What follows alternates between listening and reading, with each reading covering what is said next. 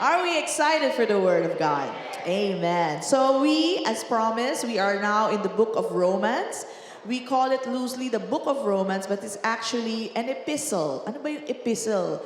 Epistle simply means liham, mga sulat ito ni Paul to the many churches. So, isa sa mga churches ay yung mga church found in Rome. So, ang tawag sa kanila, Romans, no? Hindi po romantic, kundi Romans. Mga galing sa Roma, okay? And this is what you call circular letters. Sabihin natin lahat, circular letters. So, ibig sabihin, binigay niya to for Romans, pero sa bawat church, like church in Ephesus, church in Galatia, church in Thessalonica, they are read. So, yung book of Romans or epistle of Romans, babasahin din to the different locations. At yung book naman or letter naman to Galatians, binabasa rin sa Romans. Okay? So, circular letters po to. Umiikot sa mga churches. And now, nasa church na po sa Imus. Faith Center Imus. Okay? Nakarating na po. Alright, so, Romans. We will talk about Paul kasi para contextual po ang ating pag-uusapan.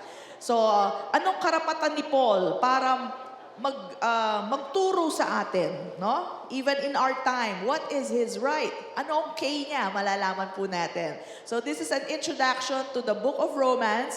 At the same time, introduction of Paul to himself, about himself. Okay? So Romans chapter 1, verses 1 to 7. Ang sabi po dito, Paul, a bond servant of Jesus Christ. Nagpapakilala po siya.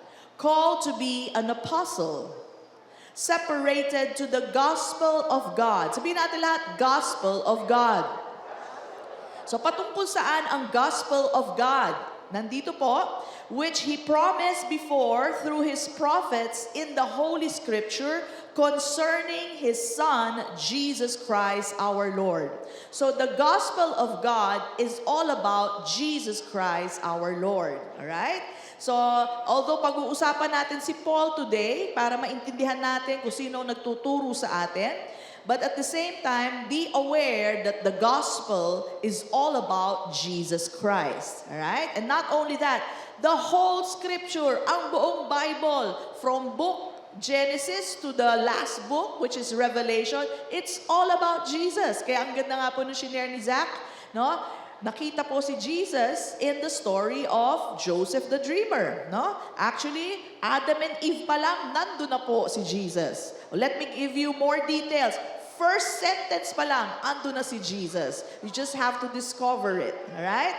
Adam and Eve, sa buhay ni Abraham, sa buhay nila Joshua, you will see symbolisms, and actually, those are all Jesus being talked about, no? So we don't have time to go through all of them, but know that every time you read your Bible, look for Jesus. Sabi mo nga sa katabi mo, look for Jesus. Otherwise, you missed it. Biro nyo, binabasa nyo patungkol kay Kristo, as stated here, pero hindi nyo pala nakuha dahil sa iba ka nakatingin. Madalas, ang kinukwento natin tungkol kay Joseph, yung kanyang many-colored coat, alright? O kaya si Joshua at yung kanyang army. Teka muna, asan si Jesus? Dapat nakikita natin si Jesus. Okay? So, ito pong gospel na ito, the gospel of God, alright, is concerning His Son, Jesus Christ, our Lord. Okay? And look at this. Ang sabi dito, who was born? Who was born of the seed. Right? The word seed here is the word sperma. Okay? As I've discussed last week, no? The seed of David. Ano ibig sabihin nun? Sa lineage po ni David, nandoon si Jesus. Okay? Ang sabi dito, according to the flesh. Sabihin natin lahat, according to the flesh. Now, this is very important because many teachings say that si Jesus ay hindi nagkatawang tao. Hindi sila naniniwala na siya ay Diyos na nagkatawang tao. Marami kayong kilalang ganyan. Yan ang katuruan nila sa kanilang mga simbahan. Siya ay tao lang, propeta lang, pero hindi siya galing sa langit na nagkatawang tao. But this tells us otherwise. Ang sabi po dito, who was born of the seed of David, according to the flesh. Hindi lang according to the Spirit, pero according to the flesh. And declared to be Son of God. Okay? He is the Son of God with power according to the Spirit of holiness. Hindi spirit of the devil, okay? Kundi siya po ay mabuti, siya po ay malinis, alright? And then, by the resurrection from the dead. So here we can see that Jesus, who is God, came in the flesh, He died for us and was raised from the dead. Oo, namatay siya, pero siya ngayon ay buhay. Amen po ba? We serve a living God. Amen. Alright? So, importante po yan kasi sa iba naman po, hindi sila naniniwala na si Jesus ay namatay para sa atin. Christianity stands on the truth that Jesus died for our sins. So, sa ibang katuruan, katulad po ng Islam, alright, what they teach, and I tell you what they teach so that hindi kayo surprised, si Jesus ay hindi namatay sa krus. He was about to be crucified, and then pinalitan daw siya na ibang tao. Okay? Iba daw tao na kamukha ni Jesus ang napako sa krus. Asa si Jesus? Kinuha ng Diyos, itinago. Basahin niyo po yan sa Quran. Hindi na kayo babasa. Alam ko, hindi ko rin binabasa yan. But you will find out sa Book of Quran, alright, yung pangalan po ni Jesus, mas maraming beses kesa sa pangalan ni Muhammad. Pero si Muhammad ang kanila sinusundan. Right? They don't believe that Jesus is the prophet for them. But they do believe that Jesus will be the one to come back to save them.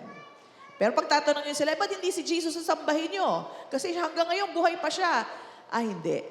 Dahil ang Diyos ay iisa lang. Hindi siya pwede magkaanak. Okay? At kung may anak siya, asa ng asawa? Yan po ang mga tanong nila. But God is powerful. He can do whatever He wants. Amen po ba? So anyway, binibigyan ko lang kayo ng background so that pagka kayo kinonfront, alam nyo po ang sasabihin nyo. Okay? You can give them the scripture. The scripture speaks about Jesus' life, death, and resurrection. Okay? And then through Him, sabi po ni Paul, through Him we have received grace.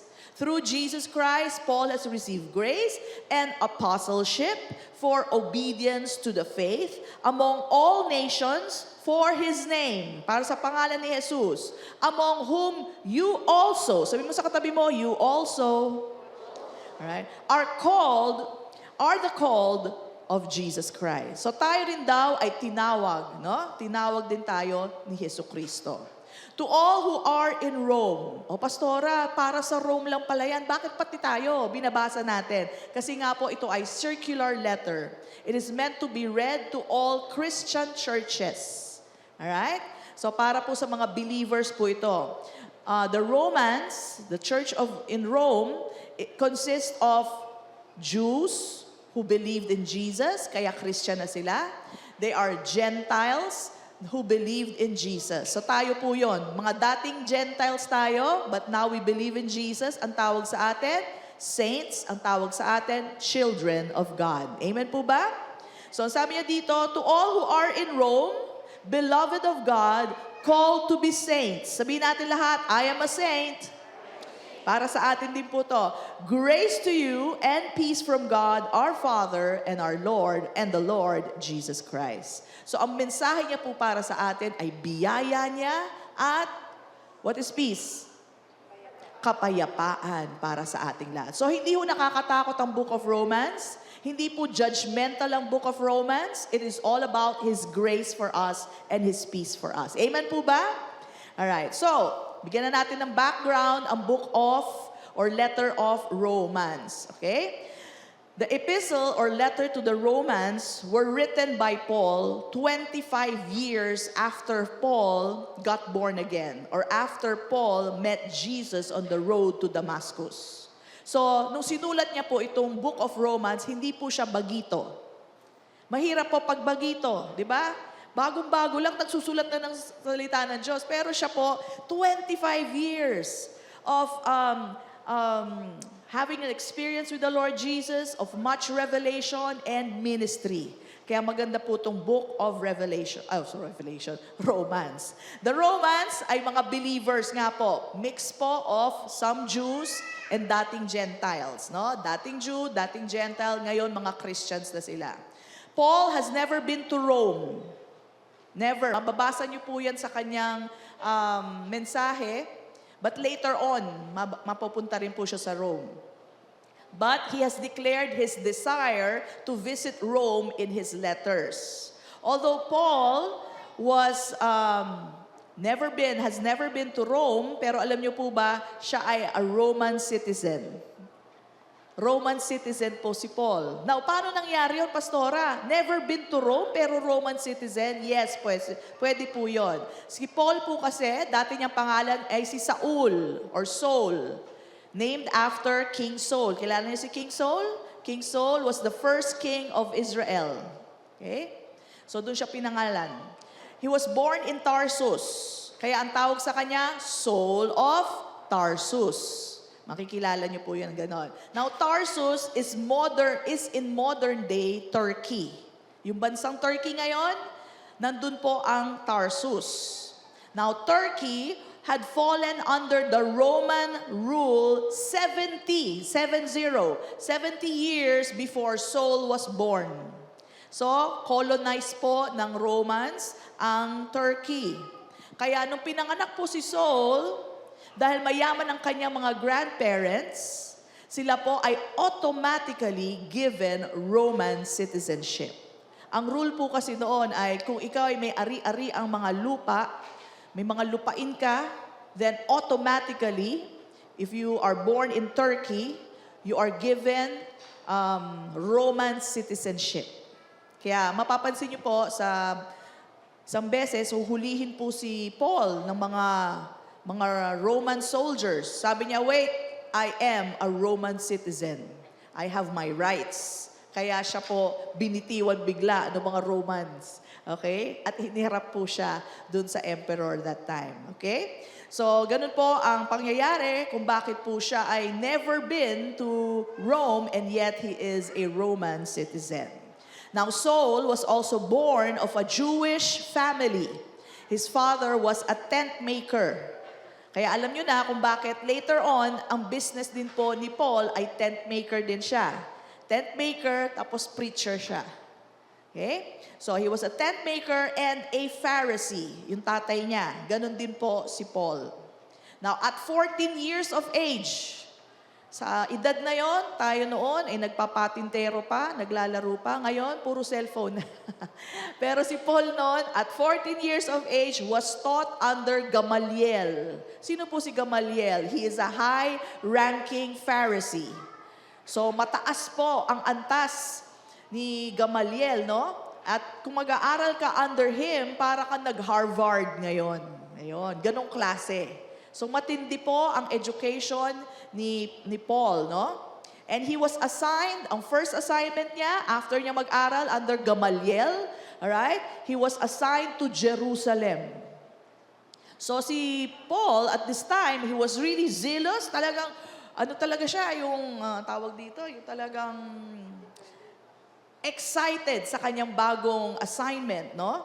And lo and behold, pagdating niya sa Jerusalem, okay, he was surprised and even angered na itong mga Hudyo na dapat tuturuan niya, siya ang magiging Pharisee dito, one of the Pharisees, have turned to Jesus and they called the Jesus the way. Sabihin natin lahat, the way.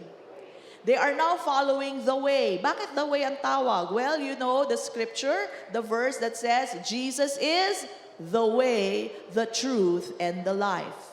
So they are all now following Jesus who is the way. So si Paul po, or si Saul, nung dumating siya sa Jerusalem, namatay at nabuhay na si Jesus. Alright? And by now, ang dami niya na pong followers. Kaya galit na galit itong si Saul. At pinaghahabol niya ang mga Kristiyano. Lalo na yung mga Hudyo who has turned to Jesus. Okay? So Saul came against these people to the point of approving the stoning of Stephen. Can we see that? Stephen, who is the first martyr na Christian. Siya ang nagbigay ng approval dyan. Kasi po, bago mo ipatayin ang mga Pariseo, kailangan may approval ng kanilang head. Right?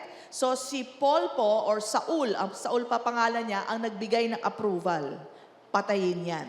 And he was killed by throwing big stones over Stephen. As of course, si Stephen po, nakita niya kagad si Jesus. I don't believe he felt anything. Diretso na po yun sa langit. Amen? So, yun po. And after that, he sent families. Hindi lang po isa-isang tao siya. Pamilya, padadala niya sa prison pag nalaman niyang sila ay sumusunod kay Jesus Christ. Nagpapapatay pa ho siya pag nalaman niya yan. Ganun po katindi, kazilos itong si Paul. Okay? So who is Paul? Let's go to Acts 9:1. Acts 9:1-8. Then Saul, ito po yung dati niyang pangalan, Saul still breathing threats and murder against the disciples of the Lord. Ganito po ang salita niya, papatayin ko kayong lahat. Ganon. He would really breathe murder towards all the disciples of the Lord. Went to the high priest. Pumunta pa siya sa high priest, yung mas mataas sa kanya, and asked letters from him to the synagogues of Damascus. Right? So sabi niya, bigyan mo ako ng sulat, pupunta ako doon sa mga sinagoga. Sinagoga po ay mga templo ng mga Hudyo. At hahanapin niya, susuyurin niya yung mga sumusunod kay Jesus. Ganun po siya kazilos. Alright? So that if he found any who were off the way, Jesus the way, whether men or women, wala siyang pakialam, he might bring them bound, so nakatali ang mga kamay, back to Jerusalem yan. At doon po sila huhusgahan at doon sila paparusahan, possibly die. Okay? As he journeyed, ito na po ang story ni Saul, no? As he journeyed, he came near Damascus. Ito na po ang Damascus. He was on the road to Damascus and suddenly a light shone around him from heaven. Then he fell to the ground and heard a voice saying to him, Saul, Saul, why are you persecuting me? And he said, Who are you, Lord? Sino kayo? Then the Lord said, I am Jesus, whom you are persecuting. It is hard for you to kick against the goads. Okay? So, sino bang pinapersecute ni Saul? Yung mga Kristiyano, di ba? But look at this. Jesus takes it personally pag pinapersecute ang kanyang mga sumusunod sa kanya. So if somebody's persecuting you, tandaan nyo, hindi kayo nag-iisa. Jesus is with you and He takes it personally that you are being persecuted. So never feel, nanghihina kayo, pinersecute ako, sama ng loob ko. Kasama mo ang Panginoon. And He takes it personally that whatever is done against you. Okay? So sabi ni Jesus sa kanya, I am Jesus whom you are persecuting. It is hard for you to kick against the goads. Ano po yung goads? Hindi po to kambing. Goads ay, it's a spike stick. Stick po siya na marami pong tusok-tusok. Oh, subukan nyo sipain yon, 'di ba? Masasaktan ka rin. So parang sinasabi ni Jesus sa kanya, para mo sinasaktan ang sarili mo. Bakit? Alam niyo kung bakit? Kasi matagal nang tinawag pala ni Jesus si Paul. Makikita niyo yan mamaya. From his mother's womb pa lang. Kaya para labanan mo ng labanan ang aking church, ang aking body. Right? You are kicking, kicking against the goads. Sinasaktan mo lang ang sarili mo. So, ito na po ang sunod nangyari. Si Paul po, or Saul pa ang pangalan niya, trembling and astonished, said, Lord, what do you want me to do? Anong gagawin ko? Then the Lord said to him, Arise and go into the city, and you will be told what you must do. So, mag-iintay siya doon. And the men who journeyed with him, marami pong kasama si Saul nung time na yon. May mga testigo po. Alright? Stood speechless, hearing a voice, but seeing no one. Wala sila nakikita, boses lang. Maganda naman po na may testigo po si Saul. Hindi niya sasabihin na, naku, nakainom lang ba ako, kaya ako nakarinig ng ganong boses? Hindi. Lahat nakarinig po ng boses ng Diyos. No? Then Saul arose from the ground, and when his eyes were opened, he saw no one. Bakit? But they led him by the hand and brought him into Damascus, and he was 3 days without sight. Siya po ay nabulag. And neither ate nor drank. So this is the beginnings of Saul being turned to Paul. Okay? So, pinuntahan po siya ni Ananias. Si Ananias po ang naglapat ng kamay sa kanya, nag-instruct sa kanya kung anong gagawin niya, and he was able to see again. No? And life was never the same again for Saul. Siya na ngayon, from Saul, Saul siya naging Paul. De, joke lang. Saul naging Paul. Saul naging Paul. Okay? So the name Paul means little. Because he saw Jesus, kung gaano kalaki si Jesus and how magnificent he is, alright? Nakita ni Paul, napakaliit ko, pero ginamit ako ng Panginoon. Amen? So he allowed himself to be used. And this is what Paul testifies in Galatians. Let's turn to Galatians 1:13 to 15. Sabi po ni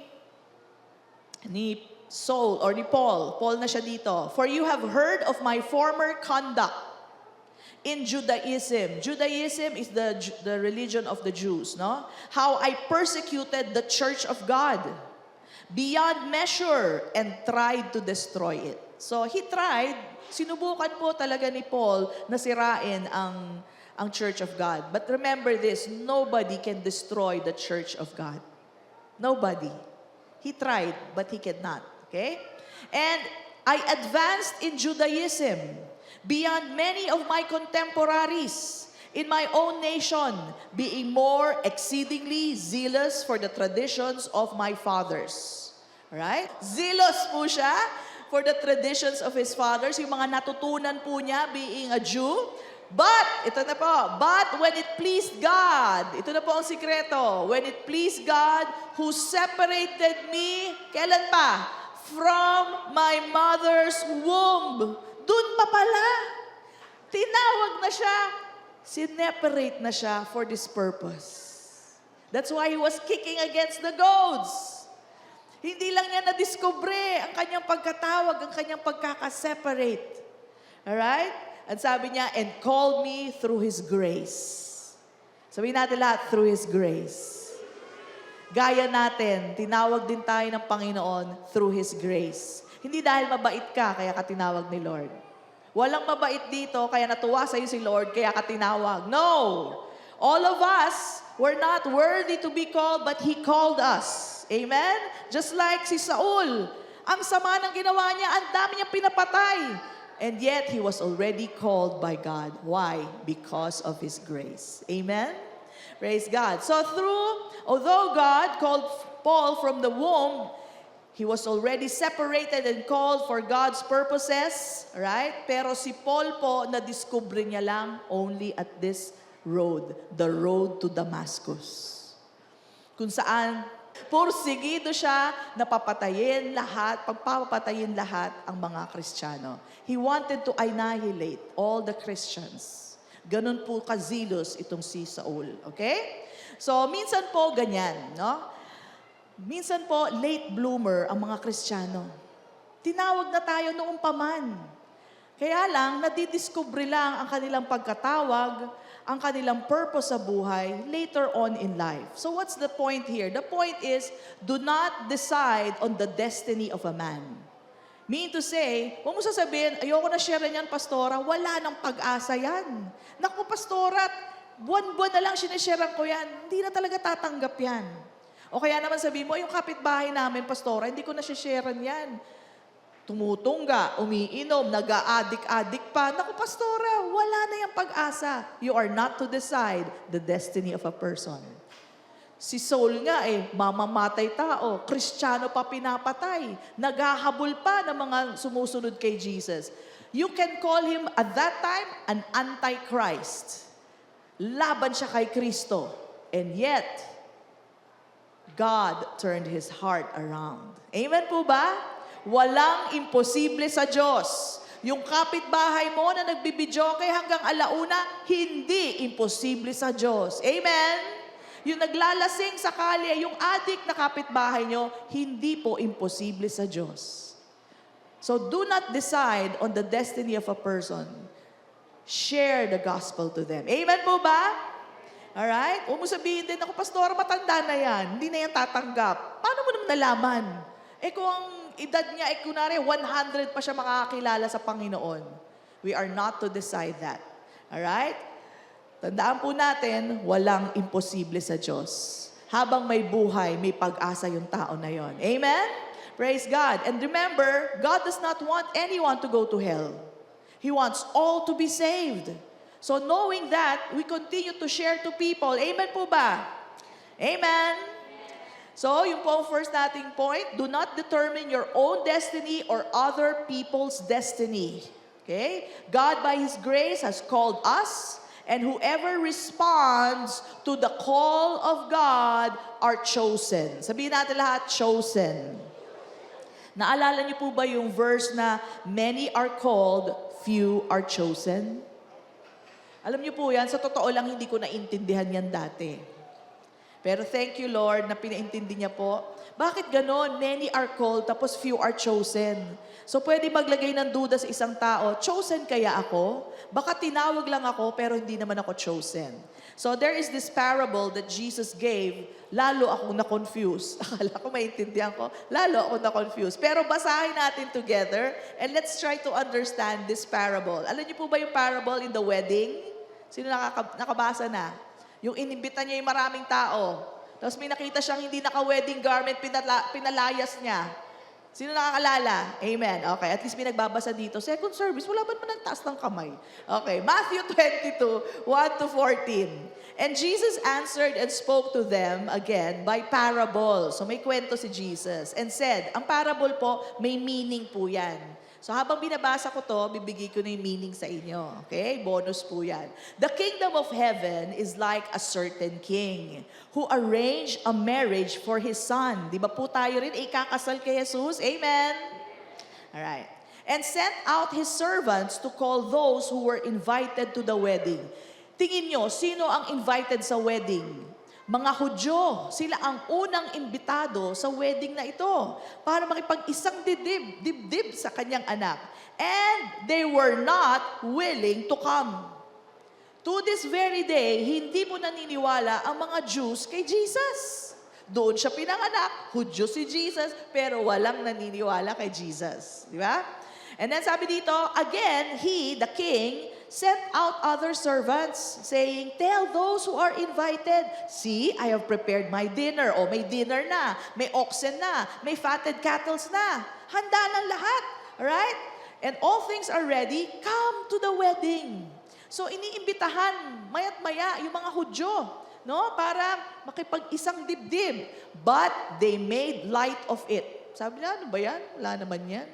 Okay? And went their ways, one to his own farm, and to another to his business. And the rest, yung ibang mga Hudyo, seized his servants, treated them spitefully, and killed them. So we all know, yung mga propetang pinadala ng ating Diyos noon, sa mga Old Testament people, iba doon pinatay. Tama po ba? Tama? Pinatay. And one good example is, the last prophet is si John the Baptist. Pinatay din po si John the Baptist. Pinugutan po yan ng ulo. Okay? But when the king heard about it, he was furious. And he sent out his armies, destroyed those murderers, and burned up their city. Kaya alam nyo, kaya ang daming namamatay, di ba? Dati, panahon noon. Yung mga Hudyo noon, di ba? Then said to his servants, the wedding is ready. But those who were invited were not worthy. Therefore, go into the highways, and as many as you find, invite to the wedding. So those servants went out into the highways and gathered together all whom they found, both good or both bad and good. Now, tingin nyo, sino tong inimbitahan sa wedding? Tayo po, the Gentiles. Ayaw ng Hudyo o Gentile. He opened it to all. Are you seeing it? This is the parable. Okay? Are you getting it? At tingnan nyo, gusto ko yung makita nyo to. Both bad and good. So, maski masama, maski mabuti, inimbita nila lahat. So, ang basis po ng pagtawag ng Panginoon sa atin ay hindi basis sa conduct. Basta lahat imbitado. Okay? Now, look at this. And the wedding hall was filled with guests. But when the king came in to see the guests, he saw a man there who did not have a wedding garment. Dito na ako naguluhan. Akala ko mababait si Lord, parang gano'n ang dating sa akin. So he said to him, kinausap niya, "Friend," sabi niya gano'n, "how did you come in here without a wedding garment? Ba't wala kang suot na pang-wedding?" Okay? And he was speechless. Wala pong nasabi yung tao. Then the king said to the servants, "Bind him, hand and foot, take him away, and cast him into outer darkness. There will be weeping and gnashing of teeth." Now, alam po natin yung lugar na yon. Usually, that's talking about hell. Okay? Outer darkness. Sabi ko, wala lang suot na wedding garment? Pinatapon na? Dun sa impyerno? Bakit naman ganon? Sabi ko. Ba't ganon? Hindi ko naintindihan, kaya hindi ko na pinilit intindihin. Sino nakaintindi nun? Bakit kaya ganon? Ang bait-bait niya, both bad and good, pinapasok niya sa wedding, tapos meron lang hindi nakasuot ng wedding garment, pinatali niya na, pinatapon. Alright? So it didn't make sense to me, and kailan lang po ko naintindihan to. And then ito pala, sabi niya, "For many are called, but few are chosen." Lalong gumulo. Hindi ko pa rin naintindihan. Okay? So, ano po ba ibig sabihin nito? Yung kingdom of heaven ay ganito. Inimbitahan ng Hudyo, inimbitahan ng mga Gentiles. Not based on their conduct, right? But based on His kindness. Now, yung napuno na po yung wedding hall, meron doon hindi nakabihis ng wedding garments. Pinalayas. Tinali pa. Bakit ganon? You know why? Because the wedding garment speaks of, pag nakakarinig kayong wedding, uy, naka-wedding garment siya. Ito po ay malinis na kasuotan. Puting-puti. Di ba? Pag pupunta ka sa wedding, yung mga nakaputi. Di ba? Nilinis. Bakit po sila nilinis? Kasi they were washed with the blood of Jesus Christ. So itong hindi nakasuot ng wedding garment, ay hindi mananampalataya ni Jesus, kaya hindi siya nakasuot ng wedding garment. He was just there. So lahat po nung naimbitahan, sila po ay tumanggap kay Jesus. Kaya sila ay malinis. Sila ay para bagang nakasuot ng wedding garment. Okay? Tapos, they are already made clean and ready for the groom. Okay? So wedding garment speaks of being washed. We are washed and made pure by the blood of the Lord Jesus Christ. Kailan? When we believe in Him. So yung pinatapon po is not a believer. Is not a believer. Kaya nga po sa Book of Revelation, we wear the righteousness of God. Okay? Ang suot po niya ay righteousness din po ni Jesus. Okay? So, many are called, but only those who believe in the Lord Jesus is what you call chosen. Kuha niyo na po? Many are called, but few are chosen kasi, alam niyo po, sa totoo lang, hindi po lahat tatanggap kay Kristo. Amen po? So, yan po ang ibig sabihin niyang parable na yan. So now we know. Baka sa iba sa inyo, naintindihan nyo na yun before, pero ako recently lang po. So what is that to us now? Keep sharing the gospel. Okay? Because you never know who that person will be na tatanggap sa ating Panginoon. People need to believe in Jesus, the Son of God. He's the only way to get saved. He's the only way to get into the wedding. Okay? Wala na pong ibang paraan. And let me remind you, you are an authorized person to preach the gospel. So yung mga sa katabi mo, you are authorized. If you are a believer of Jesus Christ, authorized ka para mag-preach ng gospel, mag-share ng gospel. Pag hindi ka believer ni Jesus Christ, you are not authorized. Unauthorized personnel ka. Are you a believer of Jesus? Then you are an authorized personnel to preach the gospel. Let me remind you of that. Now, hindi po maganda na hindi natin ginagamit ang authority natin. Nakakita na ba kayo ng buhol-buhol na traffic, tapos nandun ka sa dulo? Tapos ang tagal-tagal na ng traffic, wala nag-aayos. Pagtingin mo sa gilid, merong pulis trapiko nasa ilalim ng puno. Sasabihin mo, anong ginagawa nun? Buhol-buhol na tayo dito. Wala man lang ginagawa. Hindi man lang niya ginagamit ang authority niya para ayusin ang trapiko. Nakakita na po ba kayo ng ganon? Well, ganun din ang itsura natin. Okay? Pag hindi natin ginagamit ang ating authority. There is another thing that I saw, mga reels lang, I'm sure nakakita na kayo nito mga reels. Nakakita ko, nagsusuntukan sa 7-Eleven. Susuntukan. Si mga tao nanonood lang. Tapos si Kuya Guard, yung guard, sabi ng guard,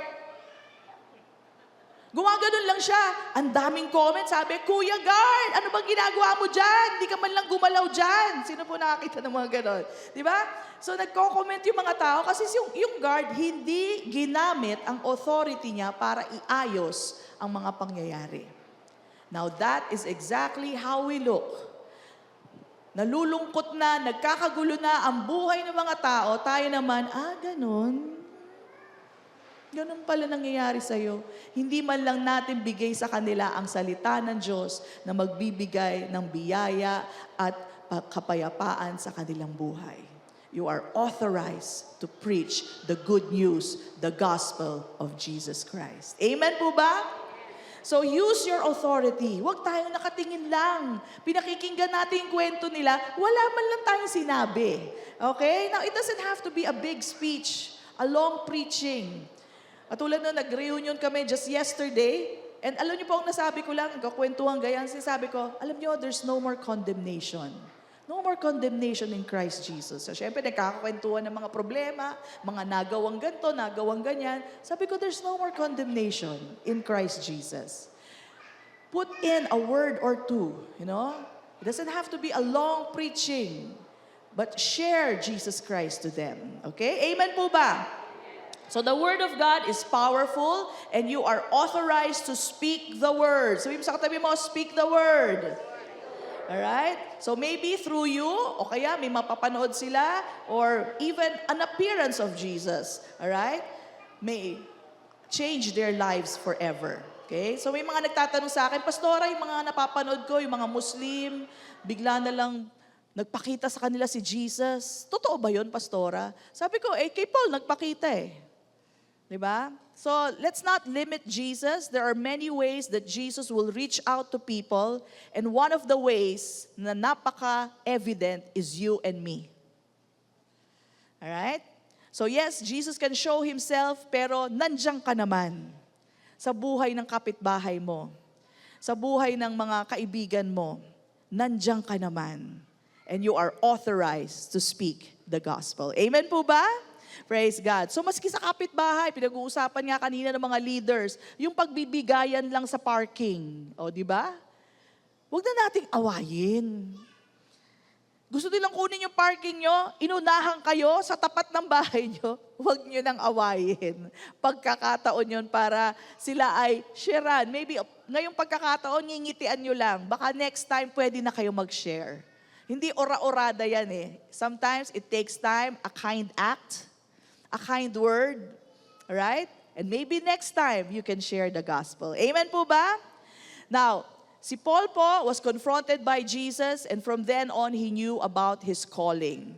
Sabi mo sa katabi mo, stay in your calling. Each call comes with grace gifts. Pag kayo tinawag ng Panginoon, at siguradong tinawag naman tayo, right? May kalakip po yung grace gifts. So kung anong grace gifts nyo, ay doon nyo po makikita kung saan kayo, para saan kayo. Katulad po ni Apostle Paul, right? Mahilig po yan mag-travel. And he would preach here and there. He would build churches because he was called an apostle. Right? So si Apollos naman po, si Apollos hindi siya palipat-lipat, pero napakahusay magturo. Napakalinaw magturo. So hindi pwedeng kunin ni Apollos yung trabaho ni Paul. He just stayed in his calling. Si Timothy naman po, pastor. Bata pa lang, pastor na. Okay? Hindi niya inattempt maging katulad ni Paul. Hindi niya magagawa ang bagay na yon. So kung ano po ang calling nyo, stay in that. Alright? Kung kayo po hindi mahusay kumanta, please lang, huwag ka nang kumanta. Huwag ka na umakyat dito, pinipilit mo pa. Hindi yan para sa'yo. Mas effective ka kung kakamay ka or maybe pag magtuturo ka. You never know. But find out what is your grace gift. Sa leadership ba? Baka diyan ka magaling. No? So, If you do that, you will be very effective at hindi ka mahihirapan. Parang wala lang. Meron tayong mga members dito, umaga pa lang hanggang hapon, tulong dito, usher doon, kamay dito, likpit nito, likpit doon. Pero wala kang makikitang pagod sa kanila. Pagod ang katawan pero napakasaya nila. Amen po ba? Katulad ko po, kung ako po ipipilit ko yung gagawin ni Pastor June, na mga leaders ng pastor, i-raise up ko, magbibuild ng mga churches sa ibang-ibang lugar, mahihirapan po ako. Pero kay Pastor June, napakadali. Ang dami po nating branch churches because that's his calling. If I try to do that, mahihirapan ako. So stay in your calling. Ako naman po, hindi mahilig mag-travel. Sa totoo lang, I just take the opportunity. Pag may nag-invite po sa akin, kaya hindi ako madalas lumalabas eh. Pag may nag-invite sa akin, sabihin ko, sa totoo lang, ayoko talaga yung mga invitation na ganyan eh. Pero, sige na nga, pagbibigyan lang kita. Pinagbibigyan ko lang po yun. Pero, hindi ko talaga gusto yon. I'm a homebody. Okay na ako dito sa church. Ang saya-saya ko na dito. Alright? So, it's not my thing. But, pinagbibigyan mo lang, of course, para courtesy lang ba? Courtesy call. So, Paul was like that. He stayed in his calling. So, you as well, stay in your calling. No? Yung ginagawa niyo pong pagngiti, pagkamay sa mga tao, kung yan po ang calling nyo, is as effective as what I am doing here. People may be sleeping during my service, pero kung nginitian mo ng maayos, baka dun sila na-bless. Amen? Yung kumanta dito, right, napakaganda po ng boses at nakapag-minister sa tao, parehas lang po yan ang ginagawa ko. Stay in your calling. Amen po ba? Do not attempt to do what others are doing simply because parang, uy, mas okay yung sa kanya. Alright? Mahihirapan po tayo. Okay? So, si Paul, he stayed an apostle. Si Apollos, he stayed as a teacher. Si Timothy, he stayed as a pastor. Okay? Pare-parehas lang pong blessing yan sa body of Christ. Amen po ba? Si King David po, he tried that. But he was rebuked by Nathan, si Prophet Nathan. Si David, Haring David, kilala niyo si Haring David? He attempted to build God a house. Naglikom na siya ng pera, marami siyang pera, at gold at mga materyales para i-build ang Diyos ng isang tahanan. But Prophet Nathan told him, you are not to build God a house. He attempted, pero nasabihan po siya. Okay? Instead, it is your son, Solomon, who will build God a house. Hindi niya yon calling. Okay? Pero through David, nagkaroon mo naman siya ng tinatawag na household. Doon po sa lineage po ni David, lumabas si Jesus Christ. Okay? Sa kanyang angkan. Alright? So kung ano man ang calling nyo, kung ano man ang purpose nyo, stay in that. Because you will find it so easy, hindi kayo mapapagod, at lagi po tayong enjoy. Okay po? Alright? And do not despair kung hindi nyo pa alam ang inyong calling. Pero meron po kayong mga grace gifts that gives you hints. Meron din kayong mga talents that would tell you para saan kayo. Yung may mga gandang boses, alam mo na. Ayan. May mga magagaling magturo, alam nyo na. Alright? You are for that. So si Paul po, he called himself a servant. Doulos. D-O-U-L-O-S. Or a slave. And he was obliged to serve Jesus. He was called to be an apostle, called specifically for an assignment which is the gospel. Okay? So ang gospel po, tinuro niya boldly even to endanger himself. Maski endangered ng kanyang buhay, pinreach po niya yan. Now, I'd like to show you the side of Ananias. Tingnan niyo po si Ananias. Acts 9:11-16. So the Lord said to him, sinong him? Ananias. Arise and go to the street called Straight and inquire at the house of Judas for one called Saul of Tarsus. For behold, he is praying. And in a vision, he has seen a man named Ananias coming in and putting his hand on him so that he might receive his sight. Then Ananias answered, tingnan si Ananias ha, parang tayo rin, human response. Sharean mo tong matapang na to. Sabi ni Ananias, Lord, I have heard from many about this man. how much harm he has done to your saints in Jerusalem. Alright? And here he has authority from the chief priests to bind all who call on your name. Okay? So medyo tumatanggi po si Ananias. Lord, wag na yan. Ang tapang yan Pumapatay yan ng mga Kristiyano Wag na natin sharean yan. Okay? But look at what the Lord said. But the Lord said to him, go. For he is a chosen vessel of mine to bear my name. Number 1, kanino po? Before the Gentiles. That is primary responsibility. Number 2, kings. And number 3, the children of Israel. Patunay po ito na hindi lang po siya para sa mga hentil, para din siya sa mga Hudyo. Amen po ba? Now, I emphasize that because there's a teaching going around that says hindi pwede pakinggan ng mga Hudyo si Paul. At si Peter naman hindi pwede pakinggan ng mga hentil. Now, you're not so aware of that. Pero kami mga pastor po, lagi yan ang meeting. Lagi na lang yan ang pinag-uusapan kasi kumakalat po sila. And even today, they are spreading these lies to this very day. Buti dito wala na Wala na sa ating ganun Pero sa iba pong churches, talaga pong sinusugod nila ang mga grace churches at tinuturo po ang iba pong katuruan. So, that's why I'm emphasizing though, hindi nyo naman nararamdaman dito na. Okay? And then sabi dito, for I will show Paul, how many things he must suffer for my name's sake. Now, maraming tao natatakot, pagka naging Christian ako, baka madami ako isuffer. Okay? Hindi po, si Paul lang po. Si Paul lang ang tanging masishipwreck, babatuhin. Kayo ba na-shipwreck na? Nabato na ba kayo ng bato? Hindi pa, di ba? Alright? Na-put in prison na ba kayo? Hindi rin. Alright? Si Paul po talaga ang dadanas nito. So don't make this a hindrance, no? So si Paul po talaga yan. So the message of the gospel is declared by man but is authored by God. Tandaan niyo po yan. Tayo lang taga-deklara, pero ang author niyan, none other than God. Penned by man, sinulat po to ng tao, pero ang inspiration po niyan is from the Holy Spirit. It does not come from man. So, mensahero lang po tayo. Sabi mo nga yun, mensahero lang ako.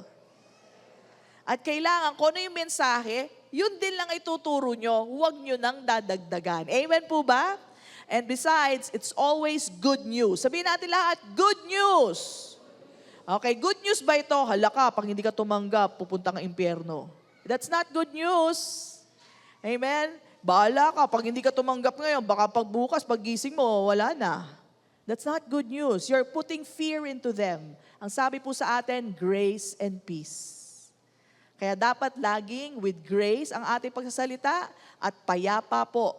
No? Hindi nakakatakot ang ating mensahe sa kanila. Amen po ba? Walang pananakot, walang condemnation. Ikaw makasalanan ka magbago ka. Hindi po yan galing sa Diyos. That is a devil's message to them. Lagi nagko-condemn. No condemnation from us. Amen po ba? Amen. Kaya si Paul, kinalimutan ng lahat ng pinag-aralan niya kay Gamaliel, kinalimutan lahat for the sake of the gospel. Tinapon niya lahat ng kanyang natutunan, ng kanyang kinalakihan. So ganun din po tayo. May mga katuruan tayong dapat itapon. Mga kinalakihan natin, naturo sa atin, good intention naman ang turo ng ating magulang, ng ating mga lola at lola, pero maski yun, pwede na nating itapon for the sake of the gospel. Amen po ba? Now, lastly, si Paul po, he called himself a bondservant. Willingly, pumayag siya maging alipin ng gospel. Okay? So tayo rin po, we are children of God, but we choose to serve God. Sabihin nga natin, I choose to serve God. We choose to honor our Father God. Amen? So yan po ay ginagawa natin, hindi dahil tayo alipin, kundi tayo, na-realize natin, ginawa na tayo mga anak. Kaya nagde-decide tayo, pinipili natin na pagsilbihan siya. Walang iniwan sa mga anak natin dito sa lupa. Mga anak, alam nyo ba, hindi kayo obligado na pagsilbihan ng iyong mga magulang. Hindi kayo obligado na suportahan ng inyong magulang. Pero, Dahil naintindihan nyo ang pagmamahal ng inyong magulang, you give honor to your parents, that's why you serve them. Nagbibigay kayo sa magulang nyo dahil na-realize nyo your parents are to be honored. Amen po ba? It is not an obligation. Walang magulang ang dapat mag-obliga sa anak. Pinaaral kita, pinalaki kita. Tapos, hindi ka ba magbibigay? Ang sarap sabihin talaga yon sa panahon ngayon. Actually, nung panahon namin noon, di ba, no, sis? Panahon namin noon, unang sweldo pala, nakaganyan na ako sa nanay ko eh. Feel na feel ko yun eh. Nay, pang PLDT. Nay, ako na sasagot ng school bus ng kapatid ko. O, di ba? At least yung mga kaya ko lang sa sweldo ko. Lit pa na sweldo ko noon eh. So, kung ano lang kaya ko, ganun kami magkakapatid. Pero ngayon parang, wala akong naririnig na ganun. Nagbago na yata ang generation. Wala akong naririnig. Kaya dapat tinuturo. Kasi hindi nila alam, yun yung honor na binibigay mo sa magulang mo. Hindi mo binabayaran ng magulang mo. Yan ay sabi sa atin, honor your mother and father in Christ. Amen? Amen. So hindi yan obligasyon ng bata, hindi yan obligasyon ng anak, pero yan ang honor na binibigay natin sa ating mga magulang. Amen? So mga anak, hindi namin kayo pinipilit, pero dapat alam nyo yan.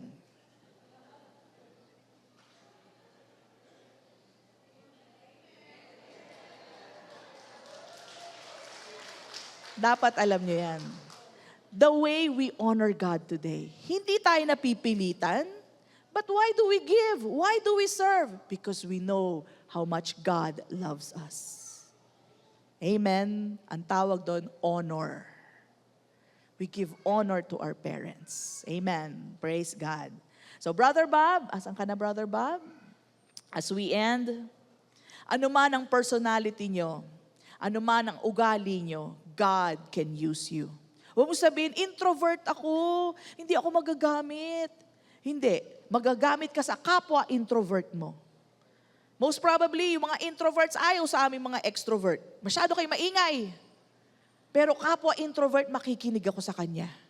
Right? So praise God for the introverts. But don't say, dahil introvert ako, dahil mahiyain ako, well, lapitan mo, kapwa mahiyain. Di dalawa kayong mag-rejoice sa Panginoon. Amen? Huwag mo sabihin, mayabang ako, ay di maghanap ka ng tulad mo, mayabang din. Magkakasundo kayo. Totoo yan. Di ba? Eh bakit you speak the same language? Si Paul po ay mainitin ang ulo. Right? Pero ginamit pa rin siya ni Lord. Si Paul po ay murderer. In fact, the whole Bible is mostly written by murderers. The first 5 books was written by Moses, one who killed a person. The book of Psalms was written by David, who was also an adulterer and a murderer. And most of the books of the New Testament was also written by a murderer. Mass murderer, Paul the Apostle. And yet, God used all of them. Siguro naman, wala pa kayo na murder.